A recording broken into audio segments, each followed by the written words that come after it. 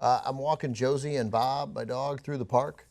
And a guy eyeballs us like in a way that made me hold Josie's hand a little tighter because it was like dusk. It's like 7:16, you know. And he goes, "Hey, man, TYT, rock it. You guys rock it." Right? And I'm like, "Hey, thanks." And so Josie was like, "You rock it. Ben, you rock it." Right? So that's good. This parroting thing that Josie's got, I love it. The barbers I've been going to, which are all about $20, you know, once you put tip in, none of them do a scalp massage. And I went to the barber and it wasn't open, and I'm like, oh, there's a Supercuts. And I was like, maybe they'll do a scalp massage because that's the thing I enjoy, right? My confusion came because you mentioned the scalp massage, and the first thing I thought was my barber in Inglewood does not do scalp massages. We talk shit. We watch music videos. That's what happens in black barbershops. Who the fuck goes to get a scalp massage? White people. What the hell is that? Two white people on either side of you. What is, like, as soon as you mention And brown people. That's right. as soon as you mention scalp massage, I like had to immediately look at Ben and be like, "Are we about to laugh? Right? What is this? Like, what is this new thing?" And it wasn't open. There's no way you had just the white experience because, like you said, you were not born here. I grew up with, and I say this all the time, I grew up with almost no discrimination. Right. So, I mean, I was super lucky. My name is indecipherable. Right. My skin tone is fairly indecipherable. Right. I meld in wherever I go. The Italians in Jersey gave me the nod. Right. In Miami, the Cubans gave me the nod. Here, the Persians give me the nod. Right. Right. So I was, in a sense, here now we'll connect it back again to the civil rights movement. I was the invisible man.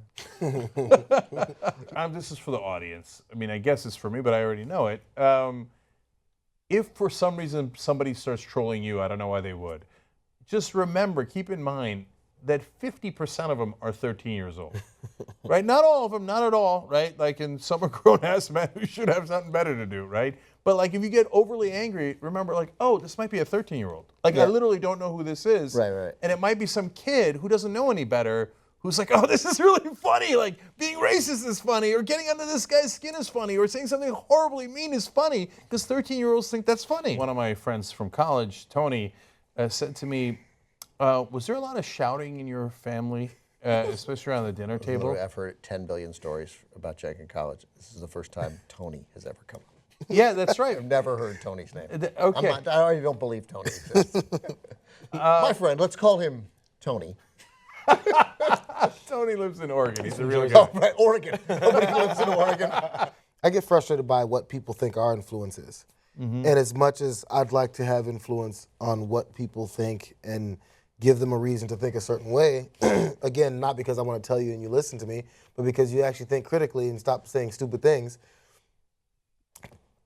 they're frustrated by our kind of coverage we do and the types of stories. We're getting that a lot.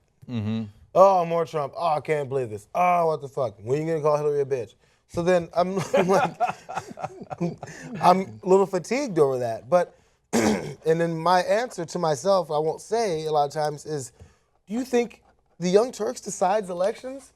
Do you think if we say this one thing, the election will swing completely the other way? If we go Jill Stein, Jill Stein, Jill Stein, Jill Stein every day, she's going to skyrocket to 60% of the vote? No, it's just not going to happen. Shit, you know what? Maybe we should try. Could you imagine? Our responsibility is to inform. Like, you have to keep your goal small. Your responsibility is to inform. If at any point that informing brings about some sort of change or some sort of movement of some sort, I don't mean a big Bernie-like movement, but a movement in a certain direction, well, then great. But you can't think we have to get Jill Stein elected. Like that. Yeah. So that's a really important distinction, and it's a nuanced one. So its main job is to inform. It's totally okay to be passionate and opinionated and be honest about your opinions. But if you start doing things just for the advocacy, I think that it is going to sidetrack you from your main goal of informing, because you're going to bias yourself. Totally different topic. I'm on my way here. I see a bumper sticker. When words fail, music begins. Okay, so swear to God, first thought that came into my head. Was that email I sent you? No, but you bring that up. No, the first words I thought was, oh, Ben would hate that bumper sticker. It's from the Independent, and it's people who are impressed by inspirational quotes have lower IQs. Okay. Now, this guy's throwing fucking rocks again, okay? Because not only do I like inspirational quotes, I do inspirational quotes. Yeah, that's right.